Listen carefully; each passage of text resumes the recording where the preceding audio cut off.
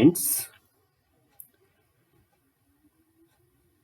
dear students, I am Dhruva Kumar Adhikari from Sri Amarjyoti Model Secondary School, Birendanagar, 12 Surkhet. And here we are in Unit 3 of Grade 10, The Ant and the Grasshopper. Okay, have you heard the story of the ant and the grasshopper? Okay, if you heard this story, it is very nice to you. Here, ant means in this story, the ant is very laborious, very diligent insect, and on the other hand, the grasshopper is very lazy, who does not like to do labor. That is the moral of this story. So here we start this one. I could not help thinking of this fable. It means that the writer says, I could not help thinking of this fable. Means I did not support of this fable. अथवा मैले यस दन्ते कथाको बारेमा सोच्नको लागि आवश्यक ठानिन. The writer says, the writer did not give emphasis, did not focus to this story. When the other day I saw George Ramsay lunching by himself in a restaurant, it means that the writer next day he met the George Ramsay and the George Ramsay was lunching by himself in a large hotel. Restaurant means large hotel.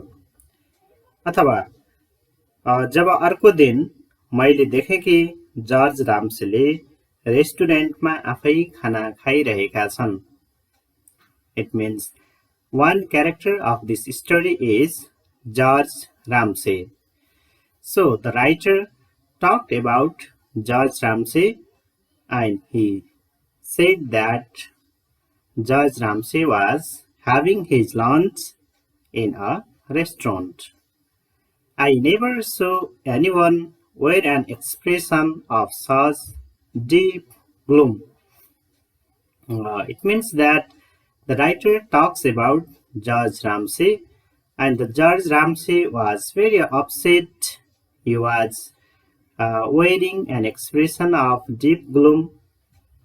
अथवा मैले कहिले देखेको थिइनँ यस्तो गहिरो अन्धकारमा कसैलाई अभिव्यक्ति दिएको भनेर भन्छन्. The writer is when he met the George Ramsay, he was very upset, he was very sad, he was very unhappy. He does not have any kind of pleasure in the face of George Ramsay, so that George Ramsay was very upset. This matter the writer says. He was staring into space. अथवा राइटरले अन्तरिक्षतिर हेरिरहेका थिए. It means that he was looking again and again. Staring means looking again and again to the certain place. अन्तरिक्षमा हेरिरहेका थिए, टोलाइरहेका थिए. He looked as though the burden of the whole world sat on his shoulders.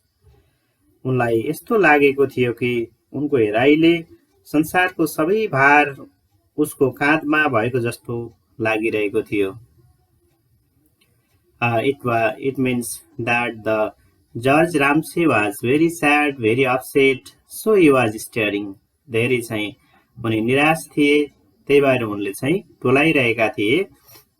संसारको सबै भार उनी आफूमा परे जस्तो ठानिरहेका थिए. I was sorry for him. The writer says I was sorry for him. मैले म उसको लागि माफी चाहन्थे. म केही कुरा भन्न चाहन्थे, हैन? अथवा त्यो ब्रेकलाई त्यो जो एकोहोरो टोलाइरहेको अवस्थालाई म ब्रेक गर्न चाहन्थे भनेर राइटरले भन्छन्. So I suspected at once that his unfortunate brother had been causing trouble again. त्यसकारण मैले तुरुन्त शंका गरेँ कि उसको अभागी भाइले फेरि समस्या सिर्जना गर्दैछ। उनी निराश हुनको कारण it means that the main cause of Judge Ramsay being so upset, so sad is his brother.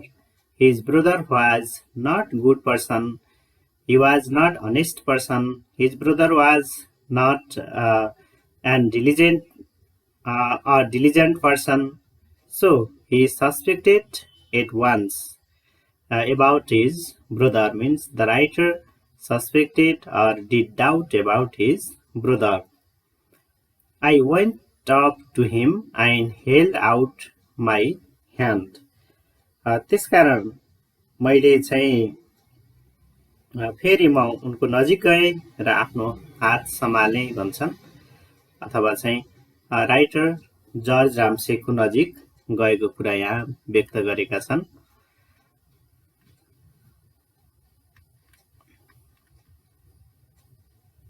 And here are some word meanings. I hope you will do this one. Considering, विचार गर्दै, a popular story, लोक कथा, having dinner, खाना खाँदै, depression, निराशा, looking continuously, निरन्तर हेरिरहनु, a large hotel, ठुलो होटल, workload, कार्यभार, immediately, तुरुन्त, unlucky, अभागी.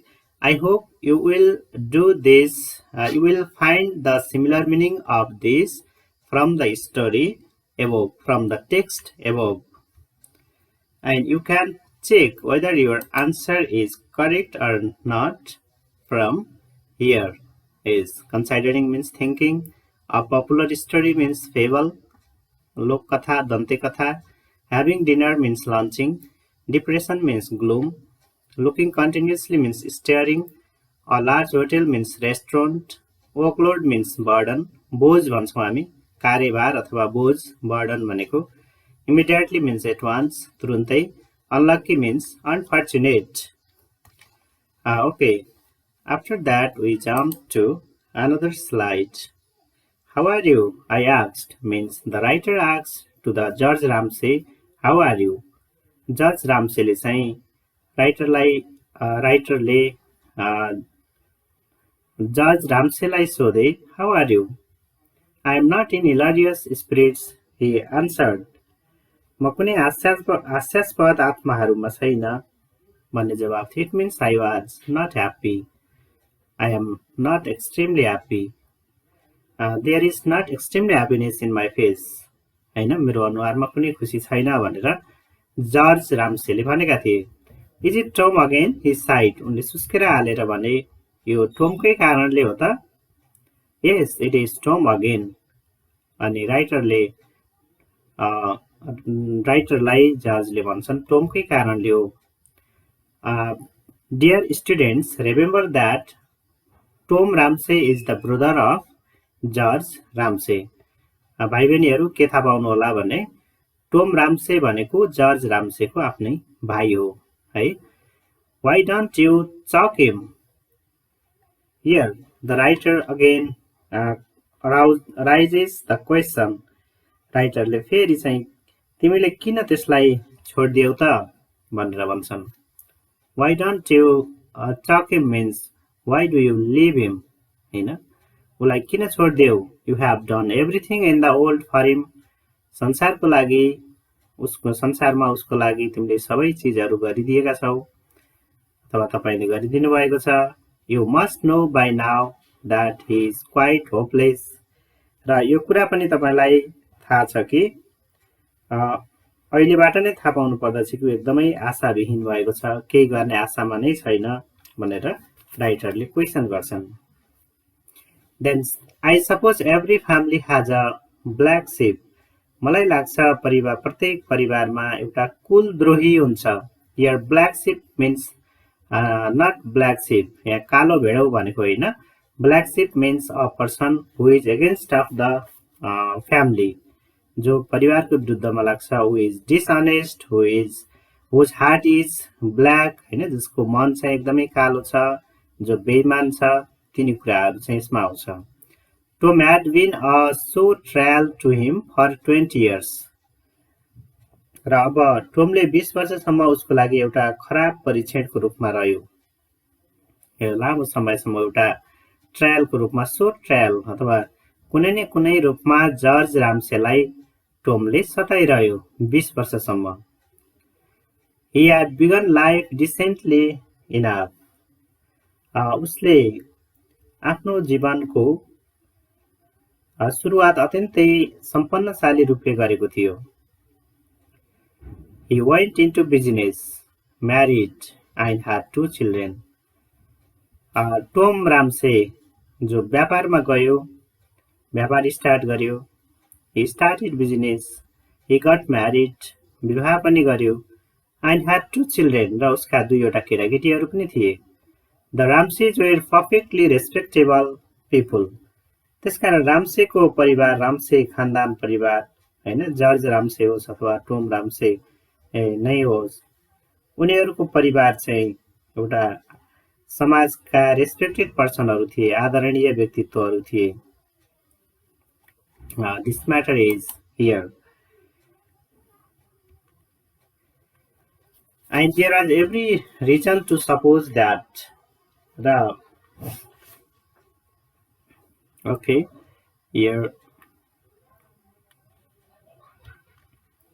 respectable person सम्म हामी पुग्यौं।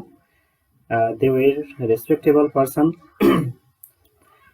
उनीहरू सम्पन्नशाली व्यक्तिहरू थिए।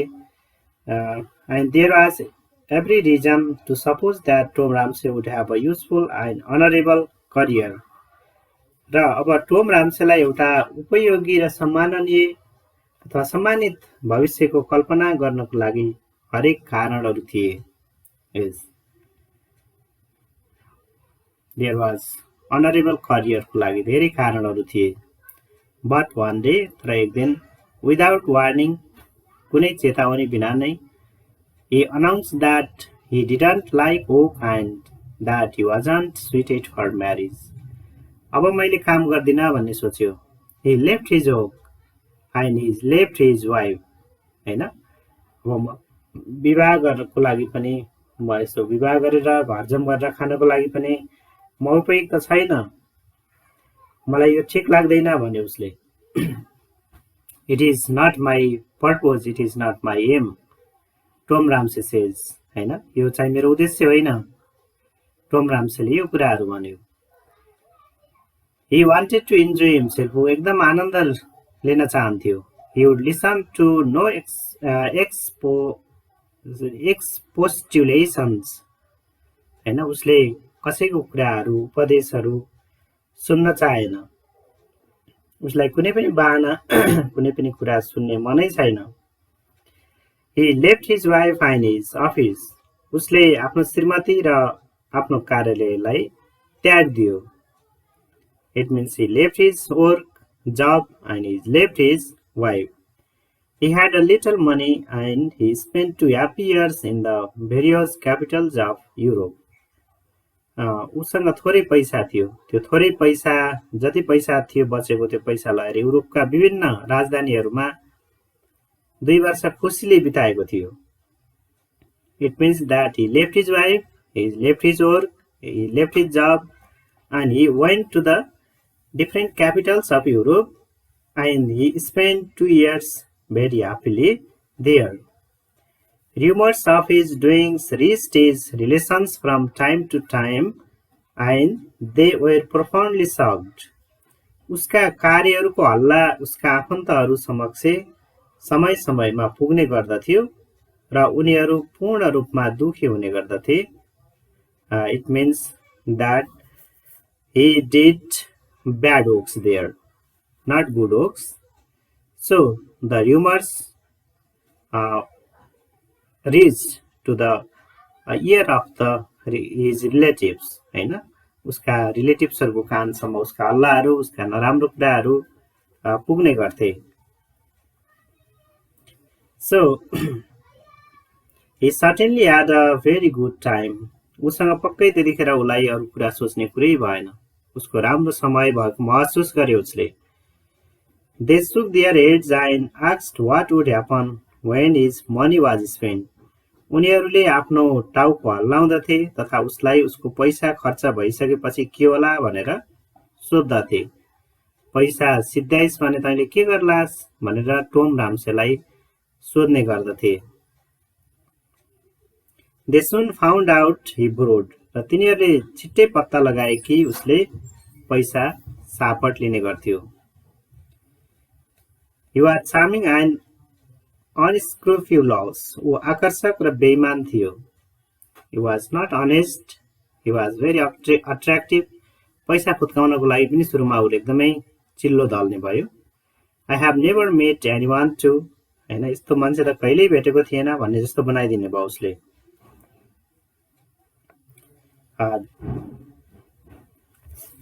Okay. I have never met anyone to whom.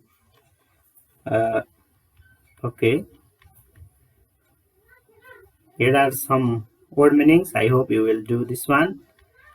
केही वर्ड मिनिङहरू छन्, यसमा तपाईहरु गर्नुहुनेछ। यसलाई आफ्नै भाइ बहिनीहरुले गर्नुहुनेछ। यो वर्ड मिनिङहरूलाई म यसमा बोल्दिन।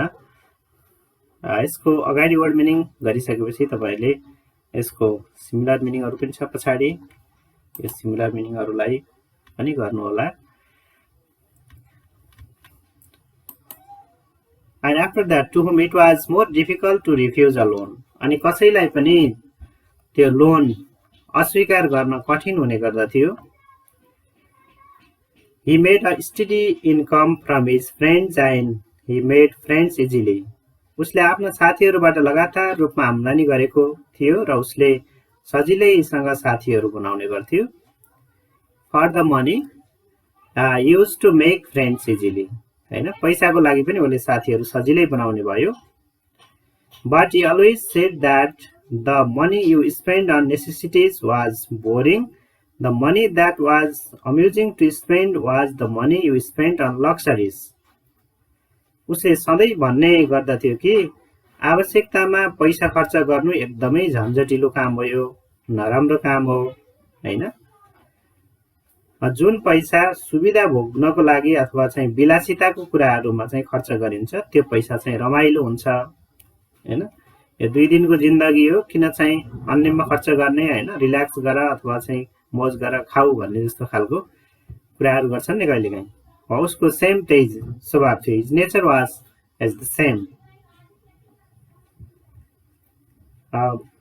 For this, he depended on his brother George.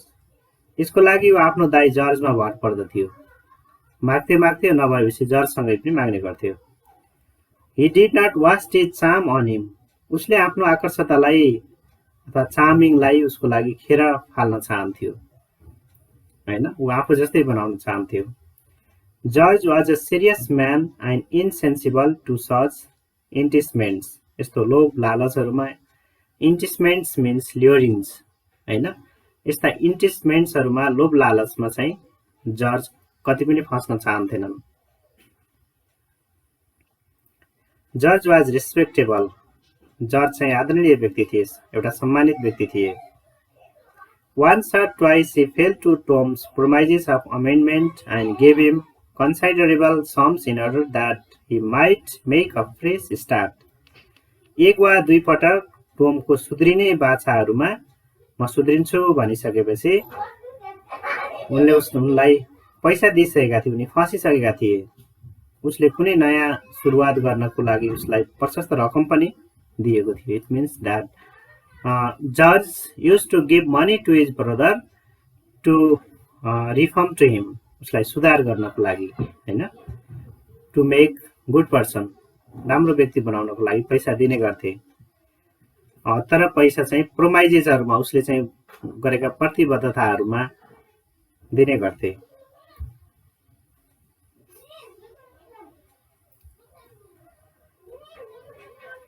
On this, Tom bought a motor car and some very nice jewelry. अनि उसले चाहिँ त्यो पैसाले मोटर कार र गहनाहरु किन्ने गर्थ्यो। But when circumstances forced George to realize that his brother would never settle down, and he washed his hands of him. Tom, without a qualm, began to blackmail him.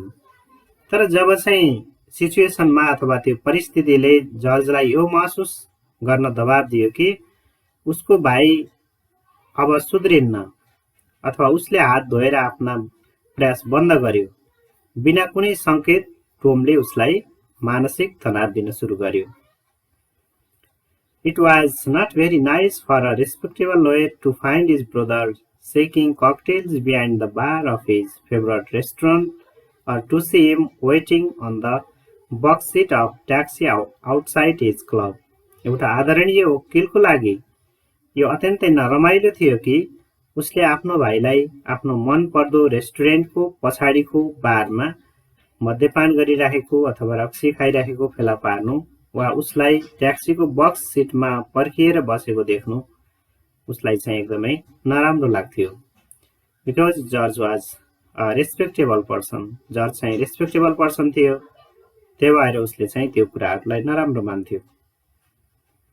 Tom said that to serve in a bar or to drive a taxi was perfectly decent occupation. बारमा सेवा गर्नु वा taxi चलाउनु एउटा एकदमै उत्कृष्ट पेशा हो, टोमले भन्ने गर्थ्यो. But if George could oblige him that with a couple of £100 he didn't mind for the honor of the family giving it up, George paid. तर यदि जर्जले चाहिँ उसलाई 200 पाउन्डको सहयोग गर्यो भने उसले आफ्नो परिवारको प्रतिष्ठालाई त्याग्न पनि आपत्ति राख्ने थिएन. जर्जले पैसा बुझाउँथ्यो हैन. कहिलेकाहीँ हामी रेस्पेक्टको लागि, फेमको लागि पनि we have to give money. Once एकपटक Tom nearly went to prison. Tom झन्डै चाहिँ जेल गएका थिए. George was terribly upset. George निराश थिए. He went into the whole discreditable affair. ऊ एकदमै दुखी अवस्थामा थिए. जर्ज चाहिँ दुखी थिए. Really Tom had gone too far. Tom पनि टाढा गएको थियो, अत्यन्तै टाढा पुगिसकेको थियो. He had been wild, thoughtless and selfish. ऊ चाहिँ एकदम जङ्गली जस्तो, विचारविहीन र सेल्फिस, स्वार्थी भइसकेको थियो.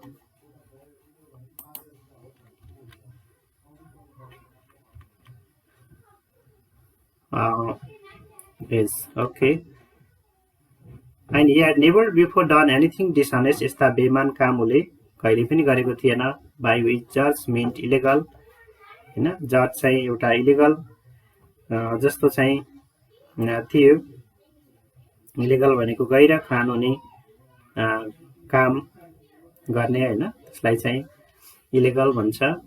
And if he were prosecuted he would assuredly be convicted. र ऊ चाहिँ यस्तो बेमानी गरेको थिएन जजले कहिले पनि. जजलाई अवैध मानियो र यदि उसमाथि मुद्दा चल्यो भने ऊ निश्चित रूपले अपराधी मानिन्थ्यो हैन, भाइको कारणले गर्दाखेरि. But you cannot allow your only brother to go to jail. तर तिमीले तिम्रो एकमात्र भाइलाई जेल जाने अनुमति दिन सक्दैनौ. The man Tom had cheated, हैन, a man called क्रोन्सा was vindictive. क्रोन्सा भन्ने नाम गरेको व्यक्तिद्वारा टोम फसाइएको थियो. He was determined to take the matter into court. त्यो व्यक्ति प्रतिशोधी स्वभावको थियो. He said Tom was a scoundrel and should be punished. उसले त्यस विषयलाई अदालतमा लाने निर्णय गर्यो र उसले टोमलाई बदमाश र उसलाई सजाय दिनुपर्छ भन्यो. It cost George an infinite deal of trouble and £500 to settle the affair. यसले जर्जलाई अनन्त समस्याहरूको मूल्य चुकाउनु गर्नु पर्यो र उक्त मामिला सम्बोधन गर्न 500 पाउन्ड खर्च बेहोर्नु पर्यो. I have never seen him in such a rage as when he heard that Tom and Cronsa had gone up together to Monte Carlo the moment they cashed the check. They spent a happy month there. मैले उसलाई यति धेरै रेसमा कहिले देखेको थिइनँ जब उसले सुन्यो कि टोम र क्रोन्सा दुवै सँगै मोन्टे कार्लोमा पुगिसकेका थिए र त्यही क्षण तिनीहरूले चेकलाई नगदमा परिणत गरेका थिए. उनीहरूले त्यहाँ 1 महिना सजिलै व्यतीत गरेका थिए. They spent a happy month there. अथवा 1 महिनासम्म उनीहरूले त्यो मोन्टे कार्लोमा बिताए भने त्यो उसले चाहिँ पैसाको लागि जजलाई फसाएर भए पनि उनीहरूले त्यो पैसा लगेका थिए। In this story, mainly two characters, Judge Ramsey and Tom Ramsey. Judge Ramsey was a lawyer. He was very honest person. He was very nice person. He was very gentle person. On the other hand, Tom Ramsey is dishonest. He was not good, and he was luxurious. He was cheater also. We can say this that is related to the ant and the grasshopper story. Thank you very much.